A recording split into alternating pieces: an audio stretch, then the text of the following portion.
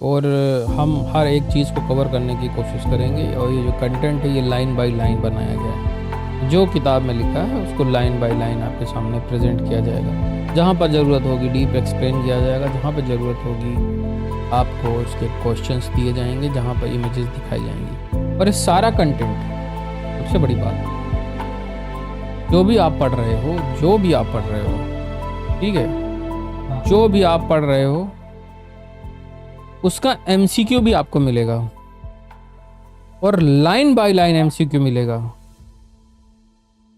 ठीक है, समझ रहे हो आप?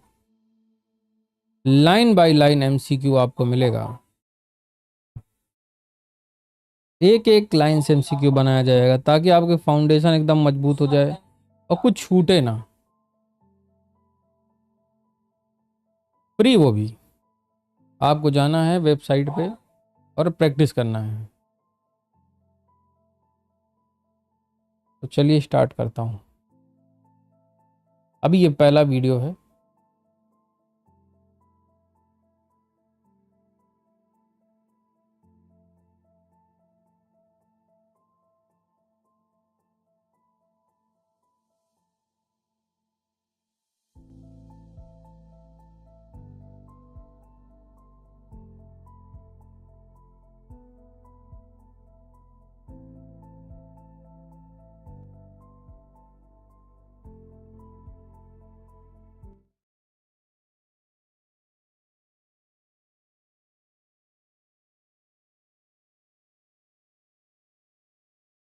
चैप्टर 1 एसएसटी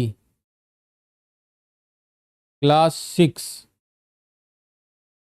और 1 to 5 का ये फिलहाल अभी प्रेजेंट किया जाएगा। अभी देखते हैं कितनी देर में ख़त्म होता है ये। ठीक है ना?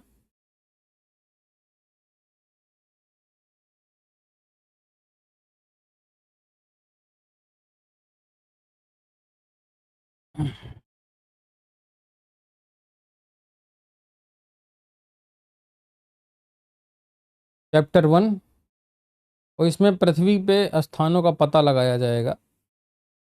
ठीक है, जो हमारे यहाँ पे दिया हुआ है।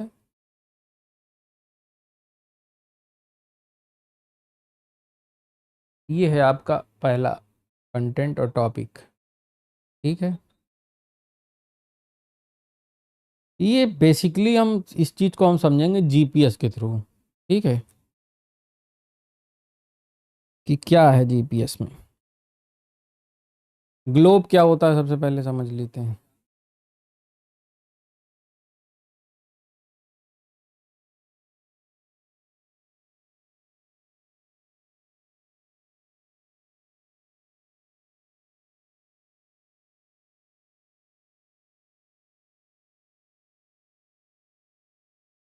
ग्लोब, ग्लोब पृथ्वी का एक 3 डायमेंशनल गोलाकार एक कॉपी है। एक बस कह सकते हो आपकी globe is a duplicate of earth.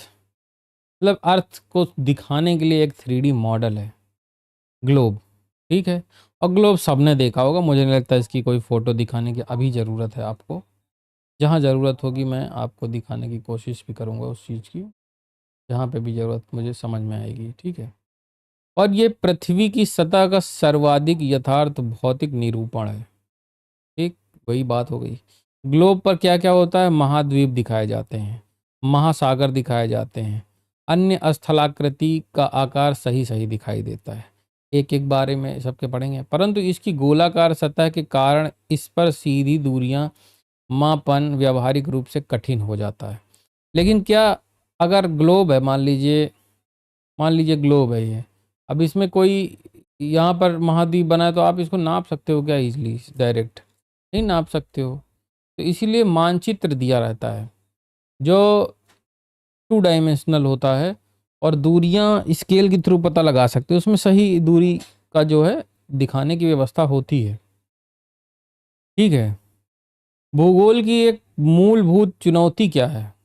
पृथ्वी की सतह पर किसी भी विशिष्ट बिंदु को एक प्रकार अभिनिर्मित किया जाए, मतलब उसको एक पेपर पे बराबर से दिखाना, ये सबसे बड़ा चैलेंज है। इस समस्या के समाधान के लिए जो जियोग्राफर थे उन्होंने अक्षांश और देशांतर नामक काल्पनिक रेखाओं का प्रणाली विकसित की। देखिए, जो यहाँ चैलेंजेस हैं उनको समझते हैं। चैलेंज सबसे बड़ा क्या है कि मान लीजिए पूरी धरती है, यहाँ पर स्लाइड में दिखाता हूँ मैं, एक स्लाइड है ये, ठीक। अब इस स्लाइड में धरती में इस जगह पर मान लीजिए ये अफ्रीका है, यहाँ पर मुझे बताना है किसी को अपना लोकेशन कि तुम यहाँ पर आ जाओ। कैसे आएगा वो? फ़ोन पे बात भी हो रही है, चलिए ठीक है, फ़ोन पे बात भी हो रही है उससे, वो बता दो कि अफ्रीका में मैं इस जगह पर हूँ। अगल बगल की चीज़ें बताने से क्या वो आ जाएगा क्या? मान लीजिए वो अमेरिका यहाँ का है, साउथ अमेरिका का है, वो तो जानता ही नहीं होगा अगल बगल की कोई चीज़ के बारे में।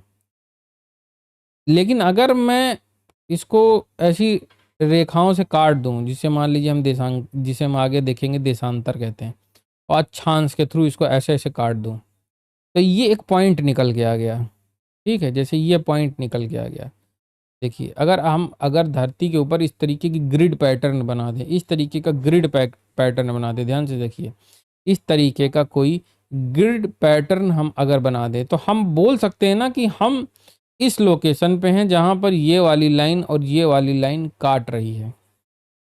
तो इसी को हम अक्षांश और देशांतर कहते हैं। ये जो है ये अक्षांश, वो देशांतर है, ये वाले हुए अक्षांश, ठीक। वही चीज़ यहाँ पे लिखा है कि अक्षांश और देशांतर की मदद से हम लोकेशन बता सकते हैं। अगर आपने किसी को भी कभी भी लोकेशन भेजा है, तो यकीन मानिए आपने इसी प्रणाली का यूज़ किया है।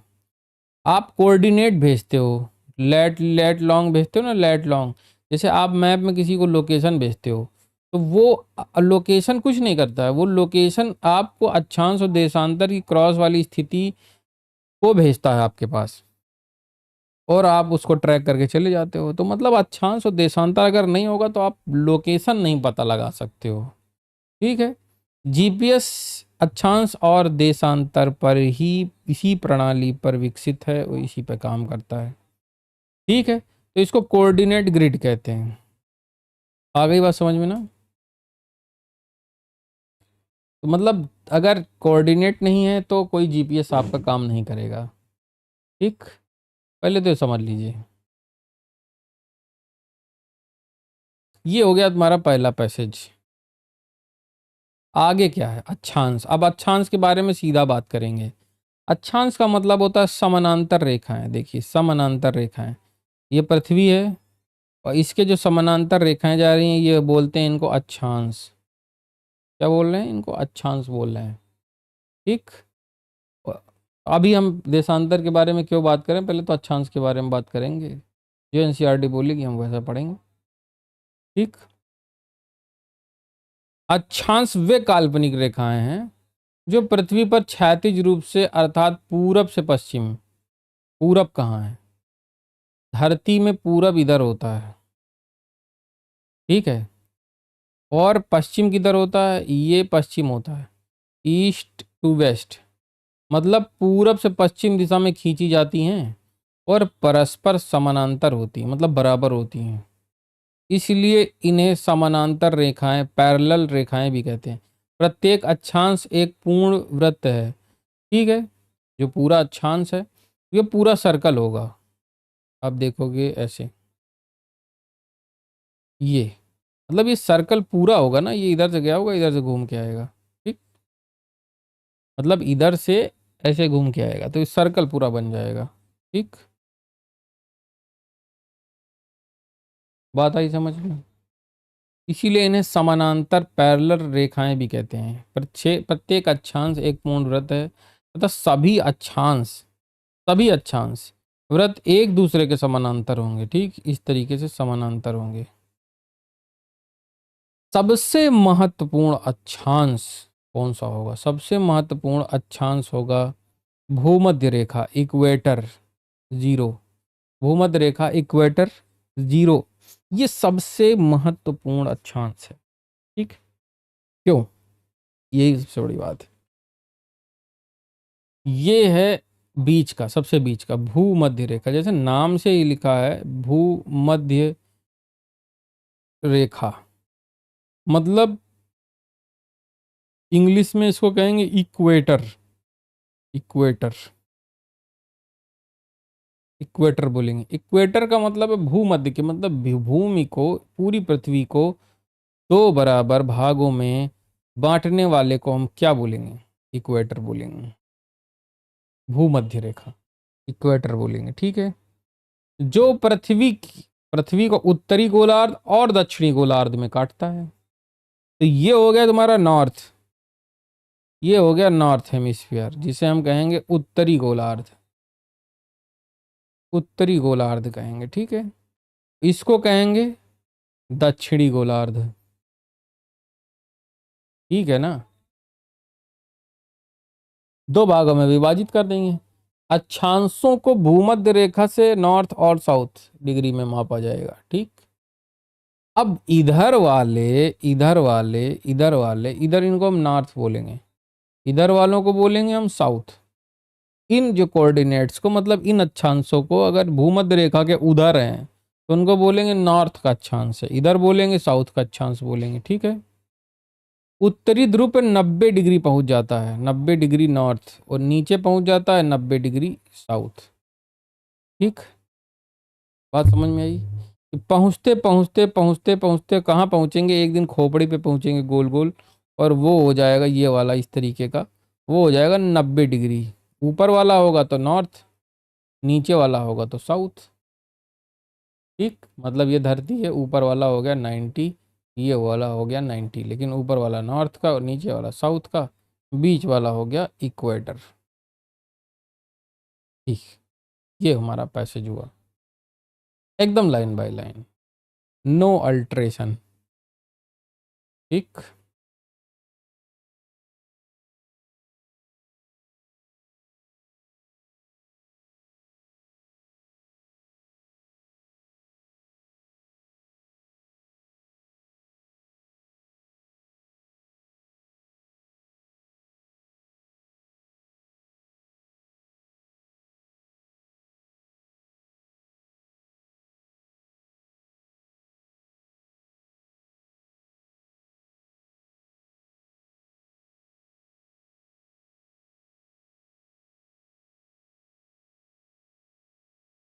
अब देखिए, भूमध्य रेखा हो गई 0 डिग्री, केंद्रीय संदर्भ, ठीक है, जिसे उष्ण कटिबंधीय जलवायु उत्पन्न होती है, ठीक।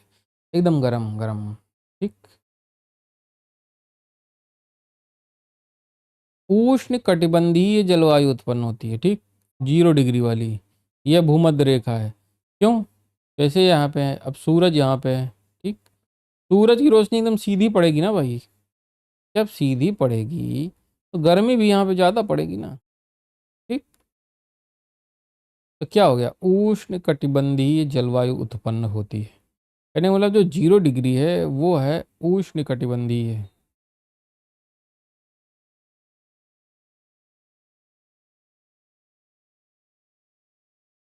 ठीक है ना। आ गई बात समझ में? एक बात तो समझ में आ गई कि जहाँ 0 डिग्री है वहाँ पे गर्मी होगी, उष्ण कटिबंधीय जलवायु उत्पन्न होगी, ठीक। कर्क रेखा 23.5 नॉर्थ, ठीक, 23.5 नॉर्थ, इसको बोलेंगे हम कर्क रेखा, ठीक। मैं एक फिगर ले लूँ,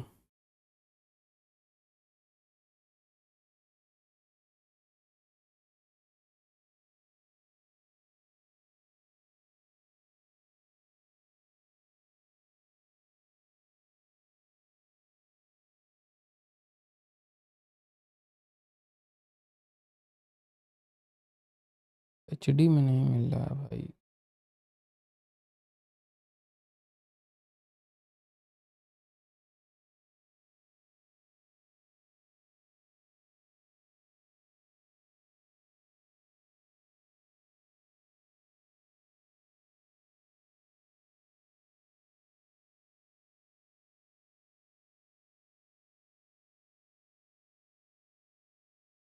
यहाँ देखो अब,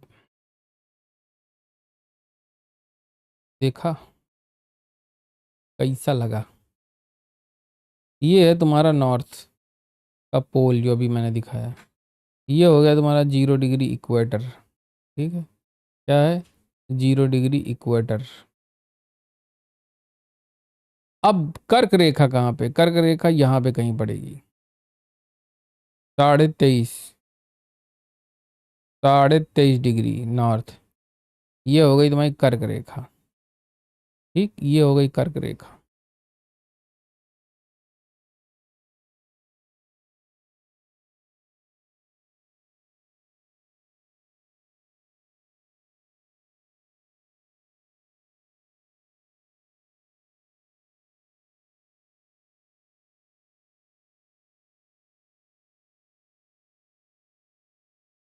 ठीक है, अब ये लोकेशन आपको समझ में आ गया होगा ना, धरती पे कैसी ग्रिड दिख रही हैं। अब हम एक एक इनको समझ लेते हैं ताकि यात्रा को हम पूरा पूरा कर सकें।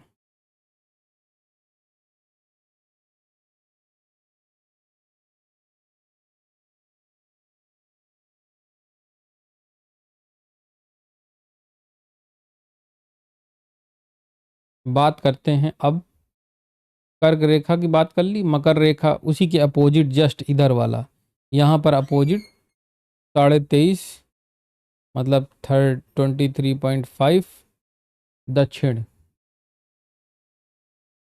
मतलब साउथ। ये हो गई तुम्हारी मकर रेखा। ठीक, ये मकर रेखा और कर्क रेखा को डिवाइड ही क्यों किया गया है, बात समझिए। पहले तो यहाँ पे समझ लेते हैं फिर से। डिवीजन करने की ज़रूरत क्या पड़ गई, इनको दिखाने बताने की ज़रूरत क्या पड़ गई, जरा समझिए कि इन दोनों में, पहले समझिए। देखो धरती घूम रही है, ये सूरज है तो ये धरती है, इस तरीके से तो ये घूम के कभी यहाँ पर आएगी, फिर घूम के कभी यहाँ पे आएगी। ये टिल्टेड है, ठीक है ना, सीधी नहीं है, टिल्टेड है। तो भूमध्य रेखा पे तो सूरज की रोशनी पड़ती रहेगी, ठीक है, हमेशा। लेकिन जब ये घूम के पृथ्वी इधर आएगी तो कर्क रेखा पर इसकी सीधी रोशनी पड़ने लगेगी। ठीक है, 21 जून को, इसको कहते हैं ग्रीष्म आयनात। ठीक, एकदम डायरेक्ट रोशनी पड़ेगी, खोपड़ी पे सूरज चमकेगा। ठीक, तो ये घूम जाता है, मतलब सूरज की रोशनी कर्क रेखा पे आ जाती है। मतलब जो सूरज की रोशनी का एक्सपोजर है वो कर्क रेखा और मकर रेखा के बीच में होता है मूवमेंट। मतलब यहाँ से मूवमेंट होता है यहाँ तक, यहाँ तक मूवमेंट होता है सीधी रोशनी का। सीधी रोशनी बहुत इंपॉर्टेंट है, क्लाइमेट और मौसम को बहुत ज़्यादा मतलब प्रभावित करेगी। आगे देखेंगे वो चीज़ें। तो 22 दिसंबर का खेल को समझेंगे और एक समझेंगे 21 जून को समझेंगे। 21 जून को कर्क रेखा को समझेंगे और मकर रेखा को समझेंगे कि 22 दिसंबर को समझेंगे जहां पर सूरज की रोशनी सीधी पड़ रही होगी मकर रेखा पर। ठीक, तो ये मकर रेखा है वो सॉरी ये मकर रेखा है, ये इक्वेटर है, ये कर्क रेखा है। तो 22 दिसंबर को यहाँ सूरज की रोशनी आएगी सीधी। समझ रहे हो आप इसका मतलब क्या हुआ? एकदम यहाँ पर सूरज की रोशनी पड़ रही है। ठीक, एकदम हार्श रोशनी। और कर्क रेखा 21 जून को यहाँ पड़ रही है। लेकिन इससे एक फ़र्क क्या होगा? फ़र्क पड़ेगा, गर्मी, गर्मी पड़ेगी, बहुत गर्मी पड़ेगी। अगर यहाँ पर जहाँ पर सूरज की किरणें एकदम सीधी पड़ेंगी वहाँ पर गर्मी ज़्यादा पड़ेगी। अब दिमाग में एक सवाल आ रहा है, सवाल आना भी चाहिए कि अगर यहाँ पे लिखे हो भाई साहब कि मकर रेखा पे 22 दिसंबर को सूरज चमकता है? तो हमारे यहाँ तो 22 दिसंबर को ठंडी पड़ती है।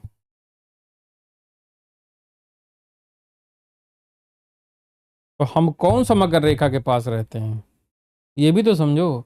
हमारे देश से तो कर्क रेखा गुजरती है, उस समय तो रोशनी टिल्टेड पड़ रही होती, मतलब डायरेक्ट रोशनी पड़ेगी नहीं, तो हमको ठंडी मतलब गर्मी कैसे महसूस होगी? तो हम लोग भाग्यशाली हैं कह सकते हो। ठीक, हम लोग को मार कम मिल रही है। आगे देखेंगे, अभी यहाँ उलझो मत, आगे देखेंगे। आर्कटिक वृत्त क्या है? वह क्षेत्र जहाँ ग्रीष्मकालीन आयनात पर सूर्य अस्त ही नहीं होता और शीतकालीन में उदय ही नहीं होता। बड़ी मुसीबत वाली बात है। क्या मतलब है ये? तो भी दिखाते हैं।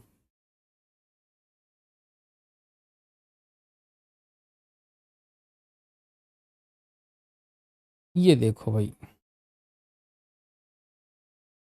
कहानी की बात क्या हो रही है।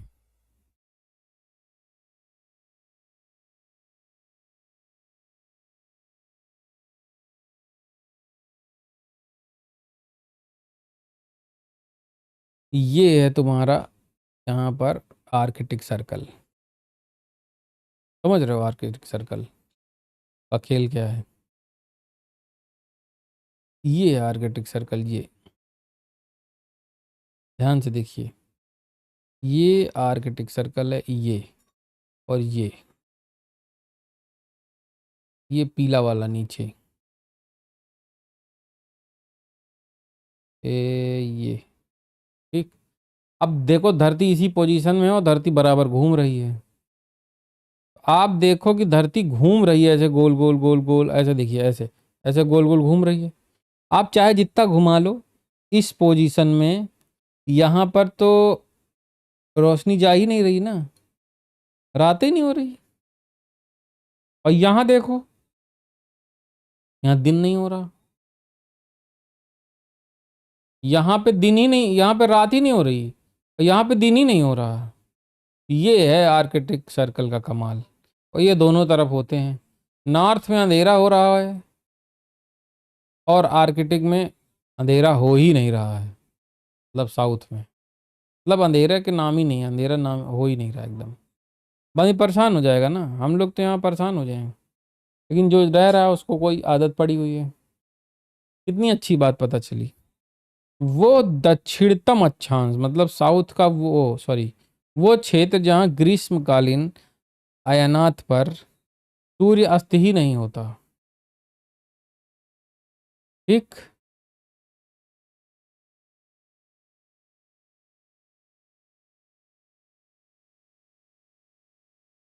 समझ गए ना कि क्यों रात नहीं होगी और क्यों दिन नहीं होगा। ये है आर्कटिक सर्कल, जहाँ दिन ही नहीं होगा, जहाँ रात ही नहीं होगा। कब? ऐसा नहीं है कि कभी होगा ही नहीं, 6 महीने के लिए, जब तक सूरज अपने, मतलब धरती की लोकेशन चेंज नहीं होती। वो हम आगे देखेंगे पूरे ग्राफ में। North pole, south pole. अब नॉर्थ पोल साउथ पोल आपको बता ही दिया है कि ये यहाँ पे है, north south pole, 90 degree south, यहाँ पे नॉर्थ, है ना? कैसा रहेगा? तो समझ में आया ना भैया, कर्क रेखा मकर रेखा का खेल क्या है।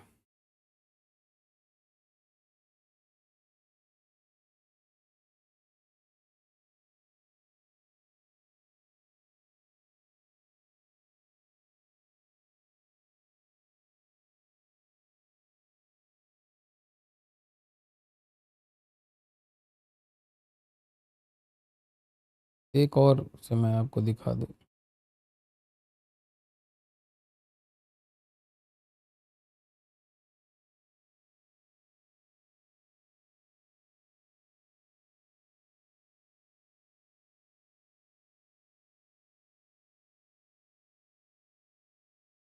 ये देखिए,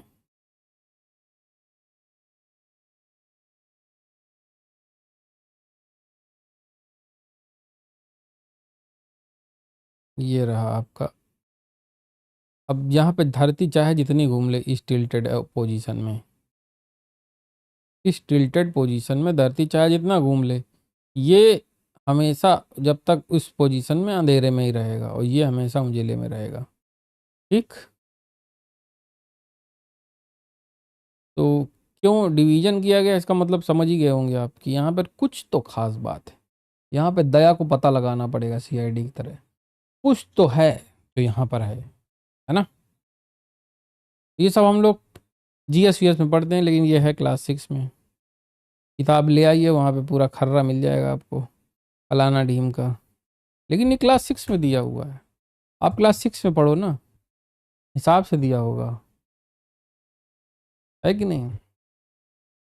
तो भारत का अक्षांशीय विस्तार लगभग 8 अंश उत्तर मतलब कन्याकुमारी के निकट से उत्तर में और लगभग 37 उत्तर लद्दाख के निकट है। मतलब अभी देखिए, जैसे हम अक्षांश की ही बात कर रहे हैं, जरा ध्यान दीजिएगा, अभी मैंने देशांतर की बात नहीं करी है, सिर्फ अक्षांश की बात कर रहे हैं, ठीक। तो इस अक्षांश के हिसाब से ये लास्ट पोजीशन 8 डिग्री नॉर्थ की है, ठीक है, 8 डिग्री नॉर्थ की। और कहाँ तक, 37 डिग्री तक। लेकिन अब आप कहोगे, जब हम पोजीशन इंडिया की पता लगा रहे हैं, यहाँ पे पोजीशन इंडिया की, तो हम नॉर्थ और नॉर्थ ही क्यों बोल रहे हैं, यहाँ पे कंफ्यूजिंग होगी बात। यहाँ सिर्फ उत्तर लिखा है, यहाँ भी उत्तर लिखा है, क्योंकि ये है ग्लोब, बात समझो, और ये है तुम्हारा इंडिया, ठीक। तो हम लोग नॉर्थ पोल में है ना ब्रो, गाइस हम लोग नॉर्थ पोल में हैं। तो हर चीज बात जो होगी वो नॉर्थ की ही होगी। आई बात समझ में, नहीं आई बात समझ में। देखिए मैं कुछ सिस्टम बनाने की कोशिश कर रहा हूँ, काम बन जाए तो अच्छी बात है।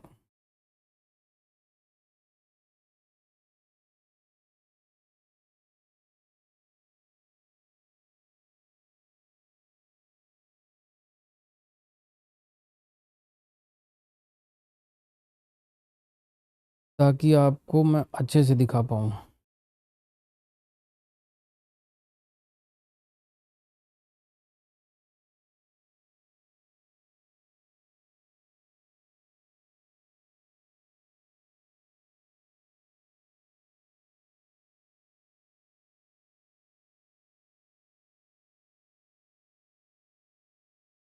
ठीक है, मेरे हिसाब से आपको बात समझ में आई होगी कि भारत की जो पोजीशन है वो हमेशा नॉर्थ में रहेगी, याद रखिएगा। नीचे वाला साउथ में नहीं लगाना है कभी। ये है भारत की पोजीशन, ऊपर भी नॉर्थ रहेगा, नीचे भी नॉर्थ रहेगा। लेकिन भारत का जब हम डिवीजन करेंगे मैप में, तो ऊपर नॉर्थ रहेगा, नीचे साउथ रहेगा, ठीक है, इधर वेस्ट रहेगा, इधर ईस्ट रहेगा। लेकिन अगर हम पूरी दुनिया के परिप्रेक्ष्य में देखेंगे, पूरी दुनिया के हिसाब से देखेंगे, तो हम सिर्फ नॉर्थ और ईस्ट को ही देखेंगे। मतलब नॉर्थ और ईस्ट को ही देखेंगे और कुछ नहीं देखेंगे।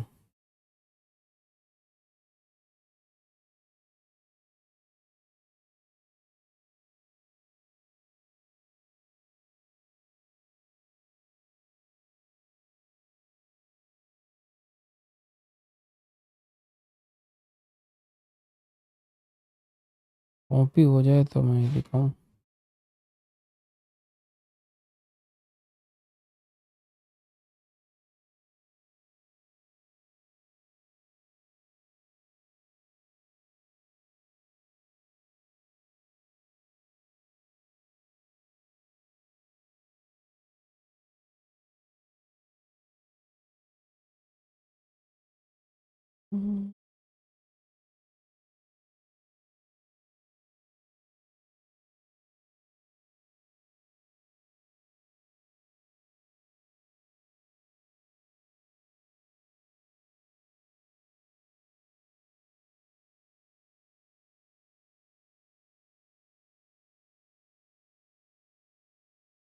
आ गई भैया आपकी इमेज बन बना के, ये आ गई आपकी, आ गया प्यारा भारत हमारा, ठीक है। अब आपको समझ में आएगा, है ना, आएगा ना समझ में।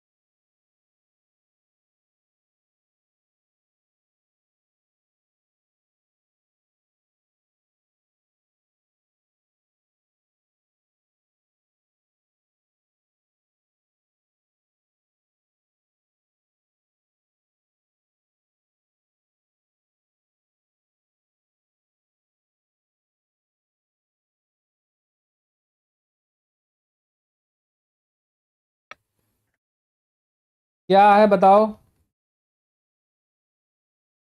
सादा बॉयल दे दो।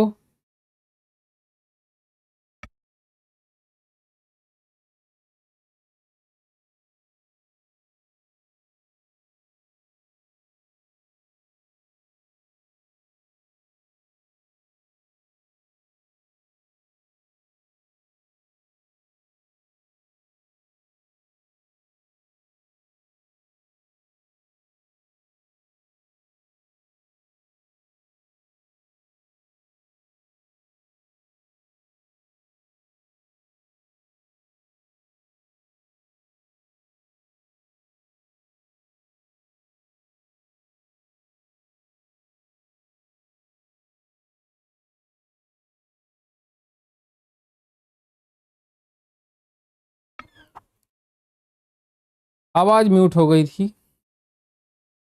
ये हो गया तुम्हारा उपोष्ण कटिबंधीय। कर्क रेखा के उधर वाला हो गया तुम्हारा उपोष्ण।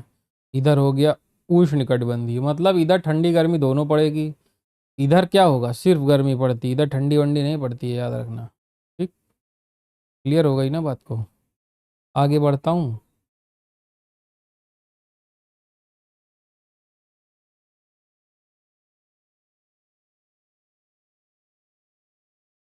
अब हम बात करेंगे देशांतर भैया के बारे में।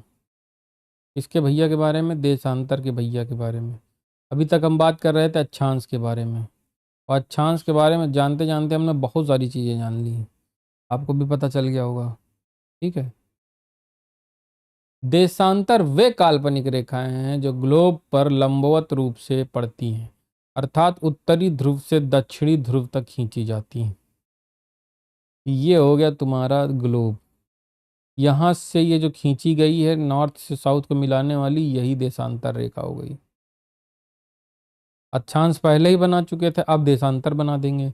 अब हमको कोऑर्डिनेट मिल जाएगा। ठीक है, तो ये हो गई तुम्हारी देशांतर रेखा। अक्षांशों के विपरीत देशांतर रेखाएं, जिन्हें यमयोत्तर भी कहते हैं, मीरिडियंस, इनको बोलते हैं मीरिडियंस, दोनों ध्रुव पर एकत्रित होती हैं। मतलब स्टार्ट यहीं से होंगी। बात समझो। गोल है धरती, ये यहाँ से स्टार्ट हुई, ये यहाँ से स्टार्ट हुई, ये यहाँ से स्टार्ट हुई, ये स्टार्ट यहाँ से हुई, ये स्टार्ट यहाँ से हुई और यहाँ पे मिलेगी, सब यहीं पे मिलेंगी। ठीक, गोल होने के कारण। तो नॉर्थ से पोल से शुरू होंगी और साउथ तक आएंगी। ठीक है, एक ही जगह से निकलेंगी। मतलब देशांतर जो है, रेखाएं सारी एक जगह पे जाके मिलती हैं और एक ही जगह पर निकलती हैं, एक जगह से निकलती हैं और किसी एक जगह पर मिलती हैं। ठीक है, तो वो पोल है नॉर्थ और साउथ। ठीक, लेकिन ये समानांतर नहीं होती हैं, ध्यान दीजिएगा। आपको क्या समझिए, समानांतर नहीं होती हैं।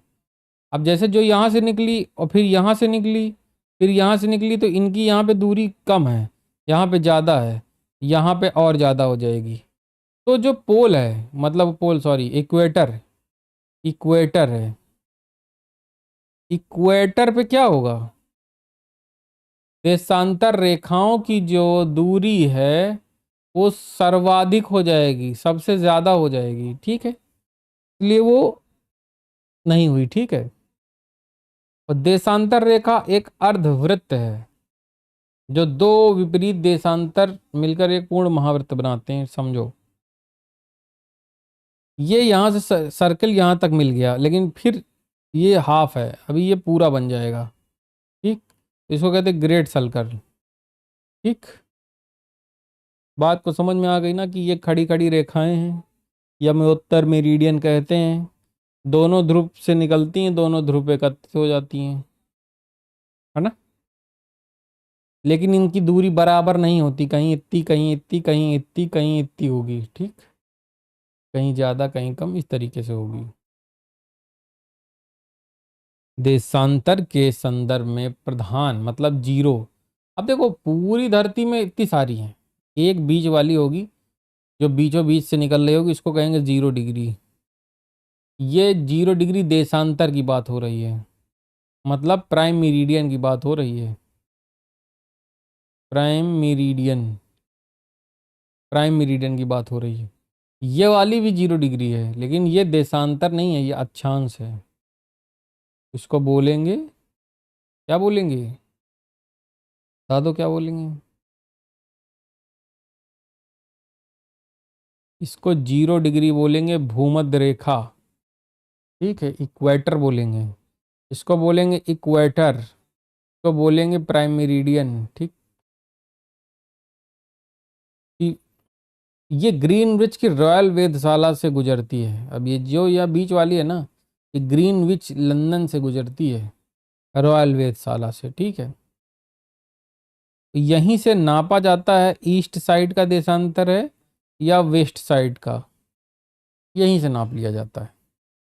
और 0 से 180 होते हैं ये, जैसे वो 90 होते हैं अक्षांश, ये कितने होते हैं 180 डिग्री, दोनों दिशाओं में, इधर भी 180 और इधर भी 180। बात समझ में आ गई? मतलब इधर भी 180 होंगे ईस्ट साइड में और इधर भी होंगे वेस्ट साइड में 180। कै हो गए? कै हो गए बताओ?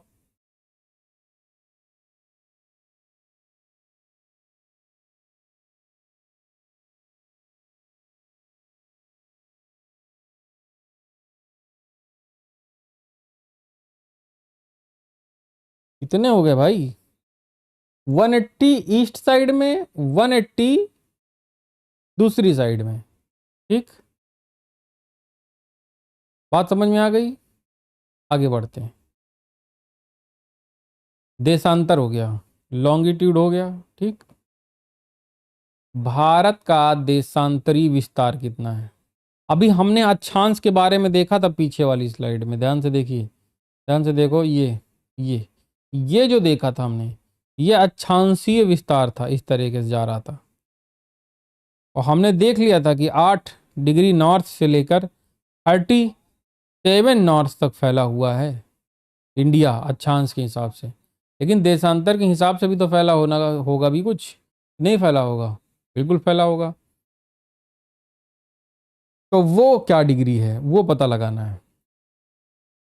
ये एनसीईआरटी का दूसरा पैसेज चल रहा है, लाइन बाय लाइन। ये होगा 68। देखिए, ये हो गया आपका इंडिया। ठीक, ये हो गया आपका इंडिया। तो ये हो गया तुम्हारा 68 डिग्री पूरब, ये हो गया 68 डिग्री पूरब, और ये हो गया 97 डिग्री पूरब। हमने आपको शुरुआत में ही बताया था कि अगर हम इंडिया के लैटिट्यूड लॉन्गिट्यूड के बारे में बात करेंगे, उसके विस्तार के बारे में बात करेंगे, उसके एग्जिस्टेंस के बारे में बात करेंगे, तो सिर्फ हम नॉर्थ और ईस्ट को ही देखेंगे, गलती नहीं करेंगे। हम इधर की बात कर रहे हैं लेकिन हम वेस्ट नहीं बोलेंगे।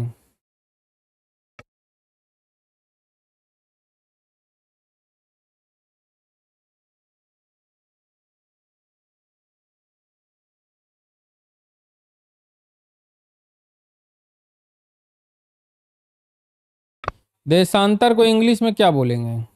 देशांतर को इंग्लिश में बोलते हैं लॉन्गिट्यूड, लॉन्गिट्यूड बोलते हैं। ठीक, लॉन्गिट्यूड बोलते हैं देशांतर को।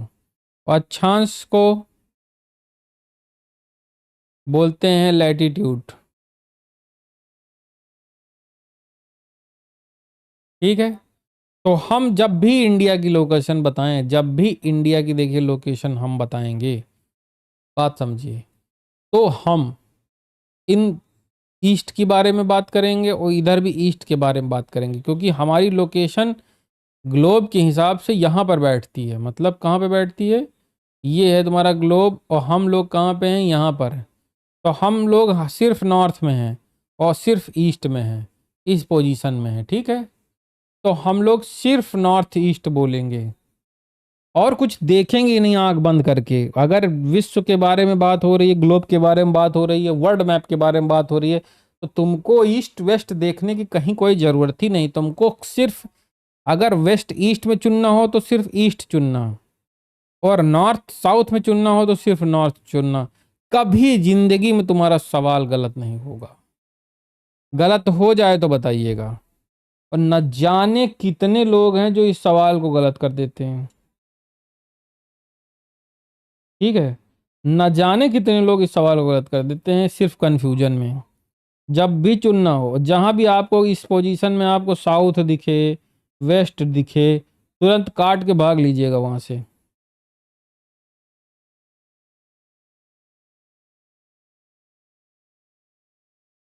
आ गई बात समझ में?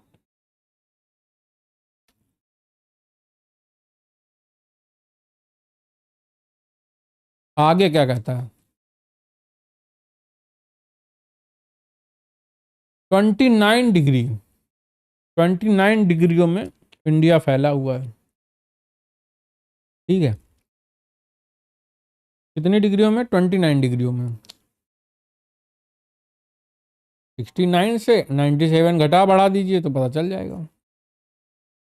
लेकिन इसमें आगे कुछ है 3.25। ठीक है, वो आगे देखेंगे, अभी मोटा मोटा आप देखिए। तो 29 डिग्रियों में फैला हुआ है। और इसका भी टेस्ट भी ऑनलाइन अपलोड कर दूंगा।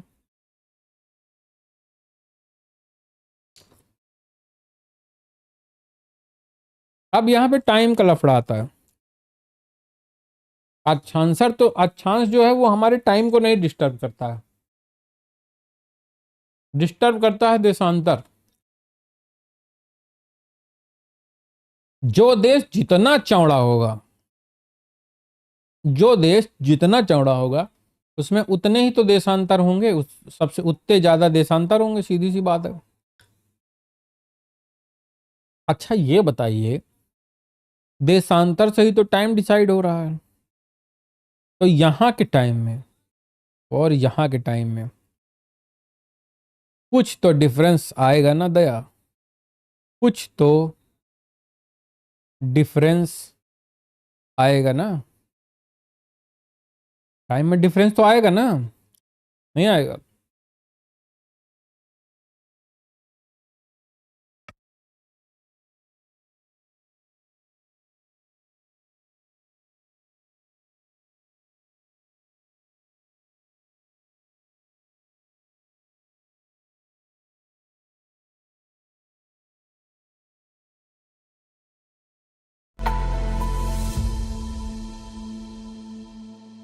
कुछ समय म्यूजिक का मजा लीजिए।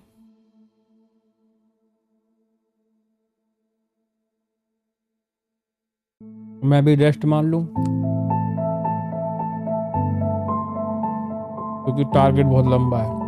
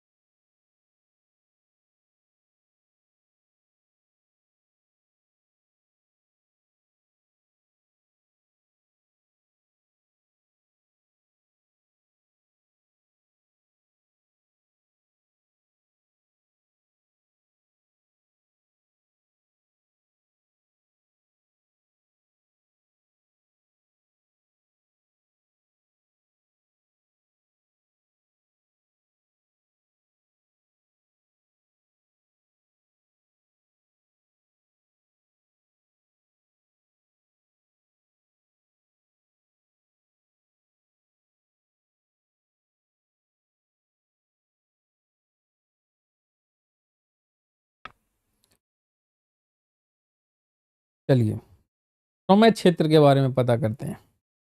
समय और देशांतर के बीच का क्या कनेक्शन है वो हम समझ लेते हैं। ठीक है, समय निकालना भी हम पता लगा लेंगे। ठीक है,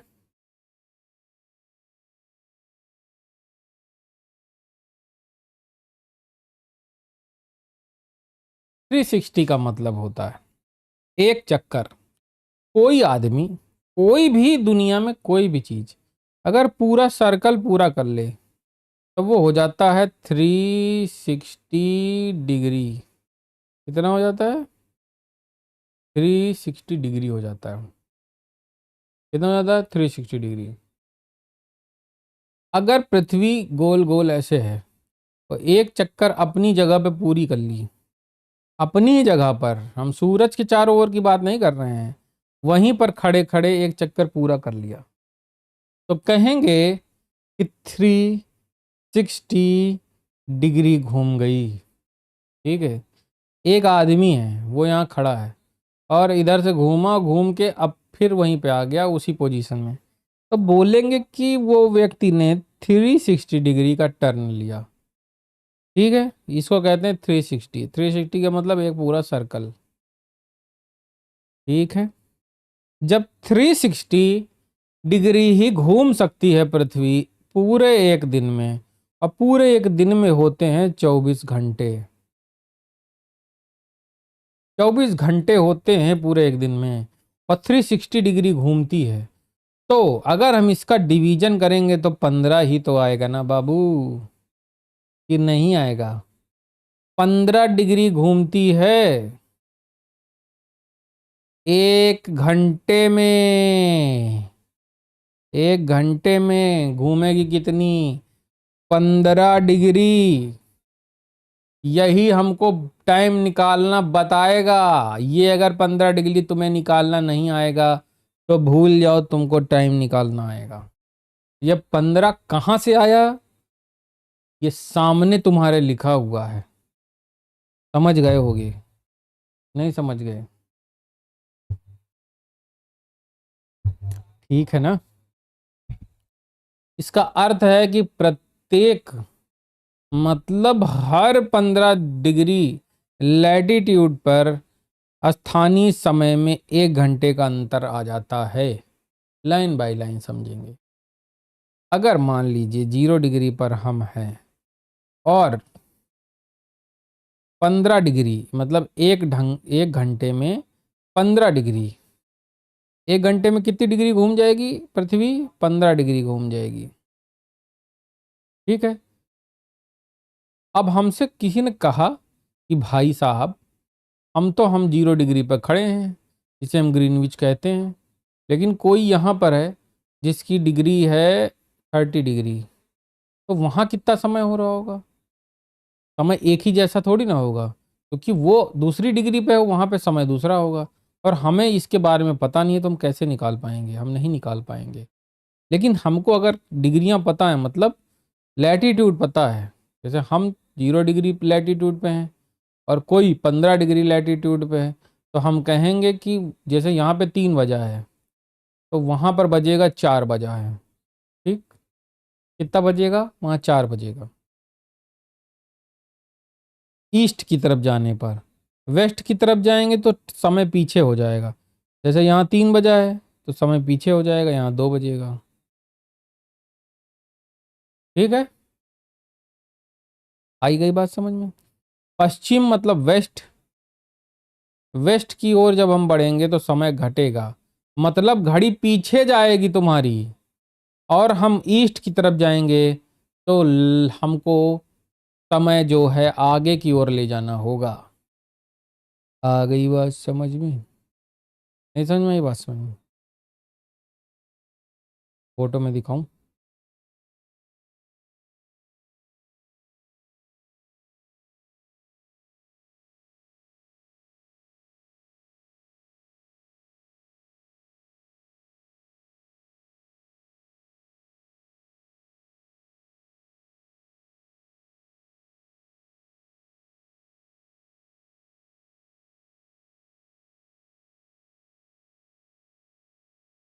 ये देखो,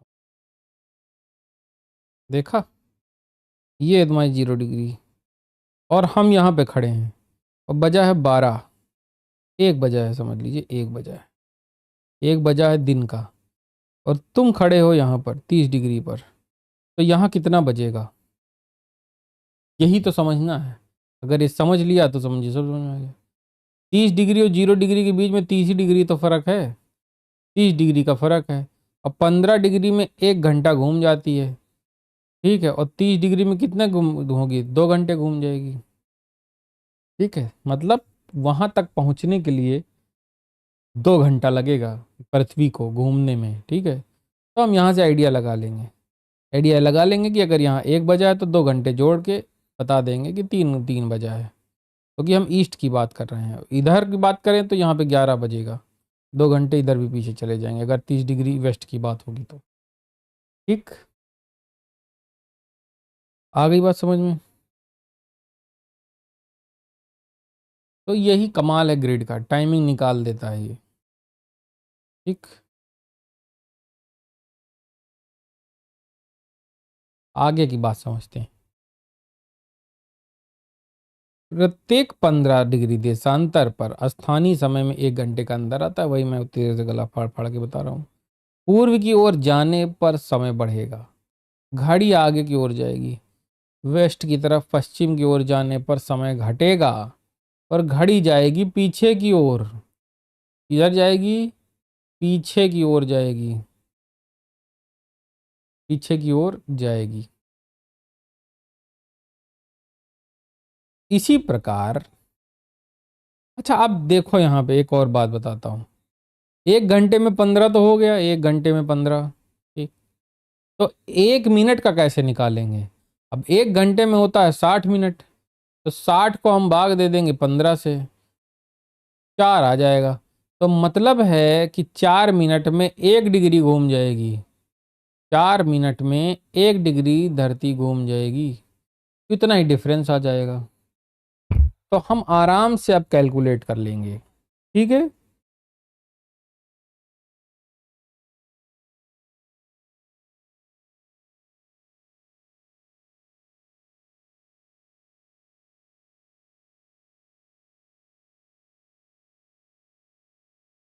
तो कहाँ से आ रहा है ये सब पता चला ना, ये डेटा कहाँ से आ रहा है? एक तो डेटा आया हमारे पास कि पृथ्वी पूरा सर्कल 360 डिग्री होता है और ये घूमती है 24 में। यहाँ से आ गया 15, ये बता दिया उसने कि 1 घंटे के बराबर हो गया 15 डिग्री। अब 60 मिनट को हम भाग देंगे 15 से, तो वो 1 मिनट निकाल देगा। 1 minute is equal to 4 degree, ठीक है। अब आगे देखते हैं, धरती पर कितने समय क्षेत्र हैं, समय क्षेत्र टाइमिंग एरिया कितने हैं। तो हम वो 360 को 15 से डिवाइड कर देंगे, ठीक है। और क्यों करेंगे, आसानी से बता देते हैं। 24 घंटे में 360 निकल मतलब टर्न होती है, और 15 डिग्री 1 घंटे में, तो यहाँ से आ जाएगा 24, 24 घंटे का रेशियो यहाँ से निकल आएगा, ठीक। तो प्रत्येक एक 15 डिग्री देशांतर मतलब लैटिट्यूड के क्षेत्र में एक मानक समय का पालन करता है। दुनिया में अलग अलग समय के पैटर्न होते हैं, वो आप देखेंगे इस तरीके से। 15 डिग्री पूर्व पर स्थान समय 2 घंटे होगा, 30 डिग्री पर स्थान समय 2 घंटे होगा, उसी क्षण में समय आगे बढ़ेगा। क्या लिखा है?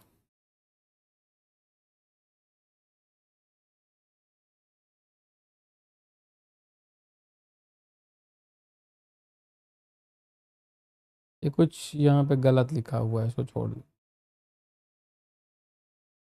कटिंग कटिंग कटिंग इसकी।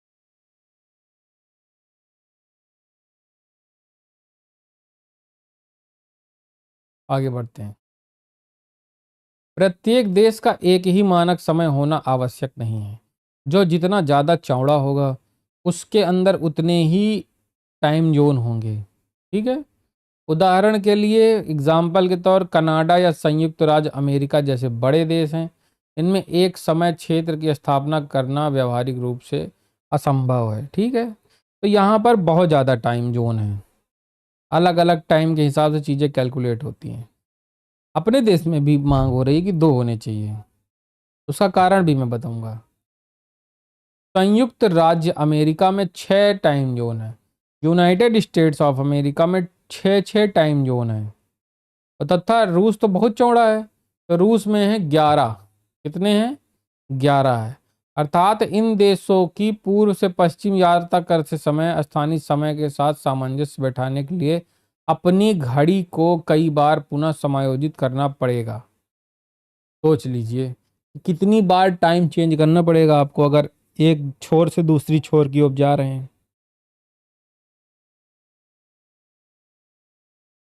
जैसे हम बैठे हैं यहाँ पर, अभी समय हो रहा होगा, कितना समय हो रहा है?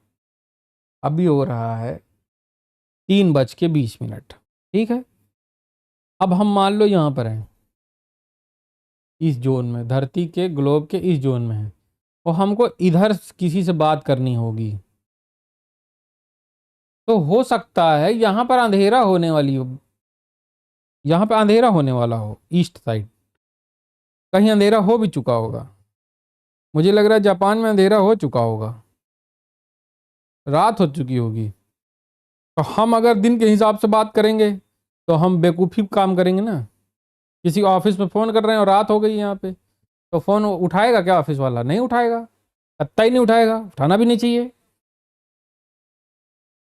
नहीं उठाना चाहिए ना। बात समझिए। अब हम देखो एकदम इधर पीछे चले जाएं वेस्ट में, तो यहाँ हो सकता है अभी 100 के लोग उठे हों। तो इसलिए हमें टाइम जोन पता होना जरूरी है, उसके हिसाब से हमें समय की गणना करना आना चाहिए। ठीक है। तो रूस में कितने हैं? 11। संयुक्त राज्य अमेरिका में कितने हैं? 6। कितने? 6। 6 हैं, 6।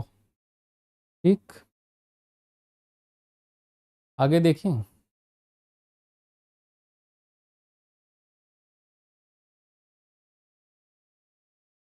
भारतीय मानक समय, अच्छा जैसे भारत है तो भारत का भी तो मानक समय होगा, सबके अपने अपने, तो क्या भारत का नहीं होगा? बिल्कुल होगा। कौन कहता नहीं होगा? भी दिखाते हैं कहाँ से होगा। ये है हमारे भारत का, यहाँ से निकलता है।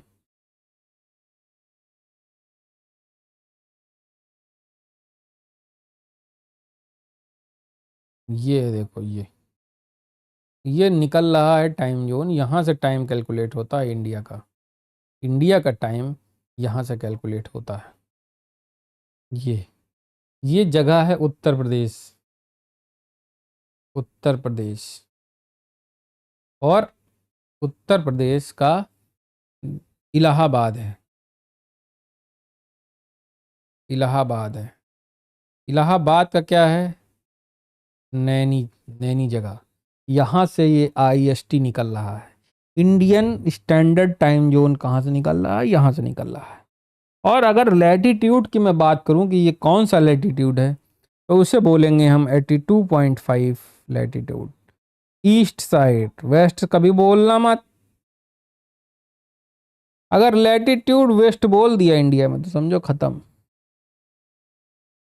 ठीक है ना। लैटिट्यूड में वेस्ट और साउथ नाम नहीं लेना है आपको, वो मतलब वेस्ट नहीं लेना है, ईस्ट, खाली ईस्ट। लगभग 20 से गुजरती है, लेकिन पूरी तरीके से 20 से नहीं गुजरती। ठीक है, समझ में आ गया ना। भारतीय मानक समय IST, Indian standard time, IST और GMT के बीच का अंतर क्या है? देखो ये तो हमने बात करी IST की, और एक होता है GMT। क्या होता है? GMT। GMT मतलब होता है ग्रीनविच मीन टाइम। ग्रीनविच वही है जो मैंने पीछे बताया था, पूरी डिग्री के, पूरी दुनिया के जो बीचों बीच से लैटिट्यूड निकल रहा है उसको कहेंगे हम 0 डिग्री, जिसे हम कहेंगे GMT। वहां से हमारी लोकेशन क्या है? ये 82.5 वाली, वहाँ से है डिग्री, मतलब फर्क है 5 घंटे 30 मिनट का। 5 घंटे 30 मिनट का फर्क है 0 डिग्री से। इतनी दूर हम हैं। दूर कितने हैं? 0 से 82.5 डिग्री दूर है। समय का फर्क कितना आ जाएगा? 5 घंटा 30 मिनट आ जाएगा। इतना फर्क आ जाएगा, इतना फर्क आ जाएगा। ठीक है, हम कितनी दूर हैं 0 डिग्री से? 5 घंटा 30 मिनट की दूरी पर हैं। अगर तुमसे कभी भी किसी इंटरनेशनल व्यक्ति से बात करो जो दूसरे देश में बैठा हो, तुमसे वो पूछे कि समय कितना हुआ है, तो तुम बता दो कि भैया मैं जीएमटी से 5:30 आगे हूं। तो वो पढ़ा लिखा होगा तो टाइम समझ जाएगा कहाँ पे, ठीक, कितने आगे हो। क्योंकि वो भी अपने आप को कैलकुलेट कर लेगा कि मैं जीएमटी से कितने आगे पीछे हूं, उससे वो आइडिया लगा लेगा। ठीक है ना।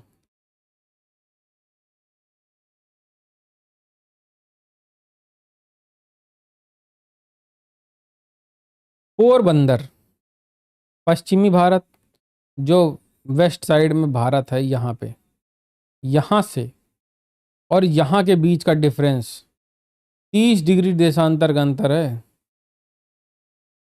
सोच लीजिए, मतलब 2 घंटे, मतलब पूरे इंडिया के इधर से लेके इधर तक 2 घंटे का फर्क है।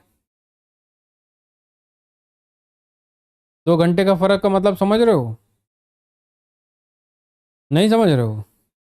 मतलब वहां पर कितना बजता है देखो आप। यहाँ पर 6 बजा है अगर, तो यहाँ पर बजेगा 8। ठीक है, भारत की बात कर रहा हूं मैं।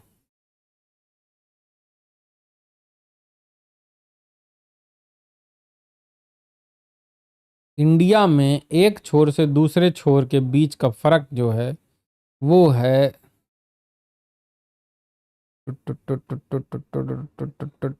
2 घंटे का है। क्योंकि हमारी देश की जो चौड़ाई है वही 30 डिग्री है, और 30 डिग्री 1 डिग्री, मतलब 15 डिग्री होता है 1 घंटा। 15 डिग्री होती है = 1 घंटा। ठीक है,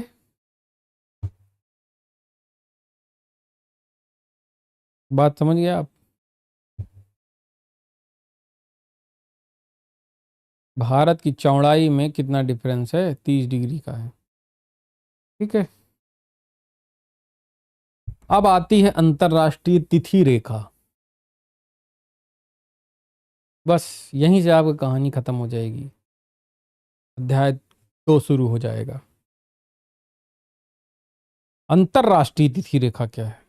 अंतरराष्ट्रीय तिथि रेखा मुख्यतः 180 देशांतर के यमयोत्तर के स्पर्श में स्थित है।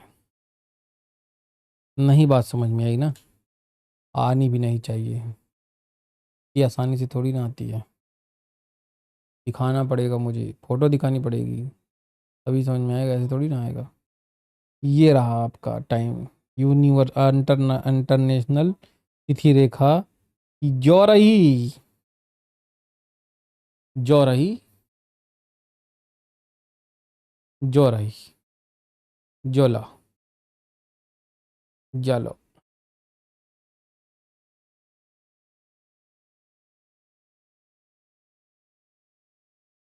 बात तो समझो पहले। ये है इंटरनेशनल डेट लाइन, और ये कहाँ है पता है? पता है कहाँ पे है? 180 डिग्री, जैसे मैंने बताया था ना कि घूम के बहुत सारे देशांतर रेखाएं घूम के एक जगह मिलेंगी। इधर वाली उधर से घूम के आएगी, इधर वाली इधर से घूम के आएगी, ये यहीं पर मिलती है 180 डिग्री पूरी। उधर से 180, इधर से 180। क्योंकि ये है हमारी धरती। इधर वाले जो लैटिट्यूड हो गए वो ईस्ट के हो गए, इधर वाले हो गए वेस्ट के। अब ये घूम के कहीं मिलेंगे ना पीछे, तो हम ये भी तो कह सकते हैं, ध्यान से समझिएगा, कि 0 डिग्री की जस्ट अपोजिट वाली समझ रहे हो आप? 0 डिग्री के जस्ट अपोजिट वाली इंटरनेशनल डेट लाइन है, ठीक है। और ये कहाँ से निकलती है? प्रशांत महासागर, पैसिफिक ओशियन से निकलती है। पैसिफिक ओशियन से निकलती है। पैसिफिक ओशियन से निकलती है,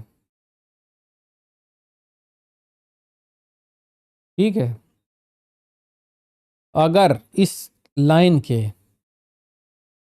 मान लीजिए आप हो, इधर हो,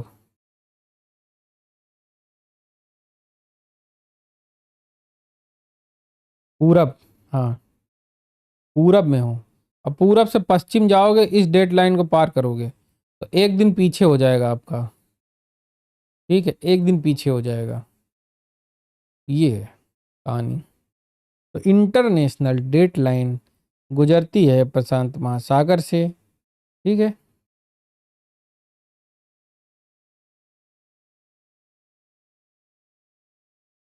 और पश्चिम से पूर्व आओगे इस लाइन को क्रॉस करके तो एक दिन जोड़ना पड़ेगा, एक दिन जोड़ना पड़ेगा। और ये कुछ जगह पर टेढ़ी मेढ़ी होके गुजरती है, ठीक है।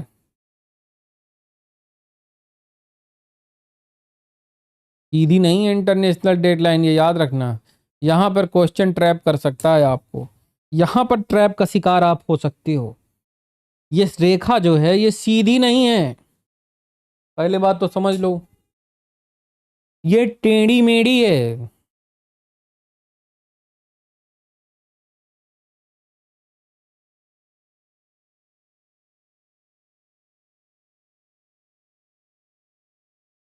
तो ट्रैप का शिकार आपको नहीं होना है।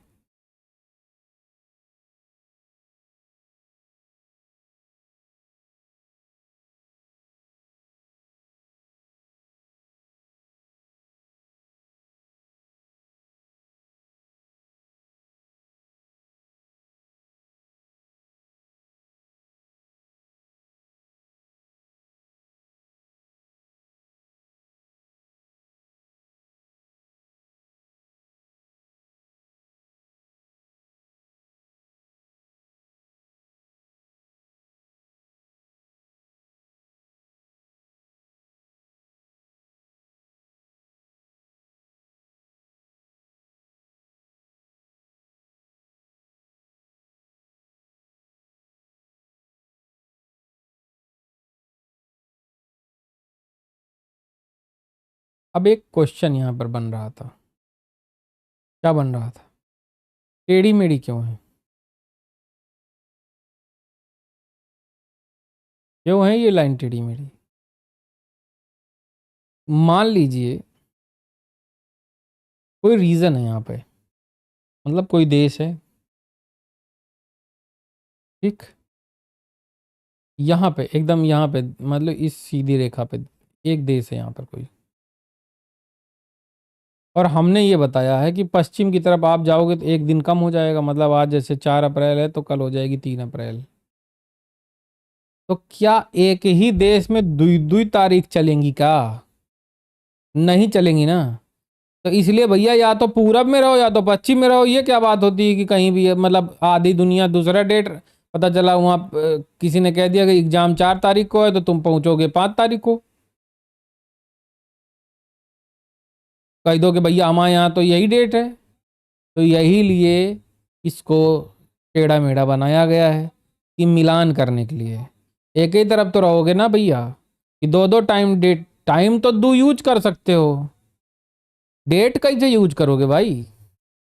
तहस नहस हो जाएगा मामला ना। इसीलिए ये एडजस्टमेंट करने के लिए टेढ़ा मेढ़ा कर दिया गया है, और कुछ घबराने वाली बात नहीं है, चिंता मत कीजिए, ठीक है।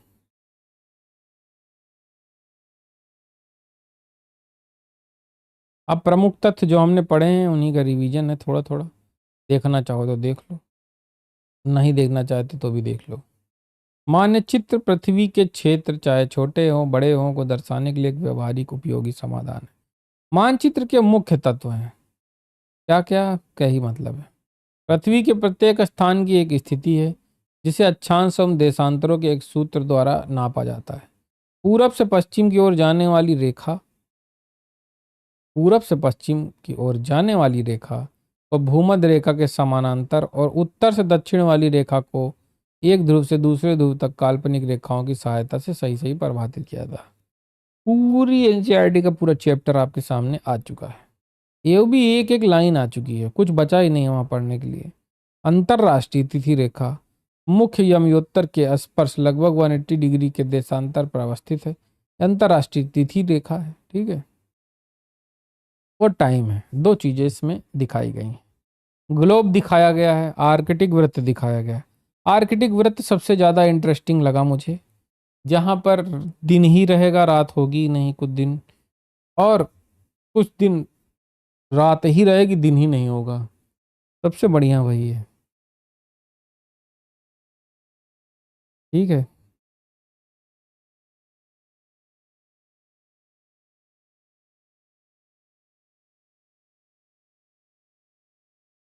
अब ये अगला चैप्टर है, कौन सा है? अध्याय 2, महासागर और महाद्वीप।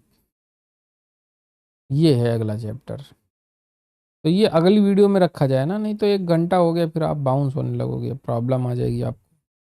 मैं नहीं चाहता आप दिक्कत में आओ, नहीं चाहता मैं, बिल्कुल। तो मैं कल देखूंगा, कल नहीं देखूंगा, शाम को भी देख सकता हूँ। लेकिन वीडियो तोड़नी पड़ेगी, यहाँ से क्रॉस करनी पड़ेगी वीडियो को, नहीं तो वीडियो बहुत लंबी हो जाएगी, फिर तुम झेलोगे, तुम परेशान होगे, तुमको लगेगा यार तो बहुत बड़ा वीडियो है ना। ऐसा ना ही करना पड़ेगा तो बेटर रहेगा ना। ठीक है, अभी आज के लिए इतना ही। इसका एमसीक्यू मैं बनाऊंगा सारे 1 लाइन, पूरा एक लाइन बाई लाइन से बनाऊंगा, कुछ नहीं छोड़ूंगा, और एमसीक्यू बना के आपको दे दूंगा। आप फुल प्रैक्टिस करो, ठीक है। Good bye.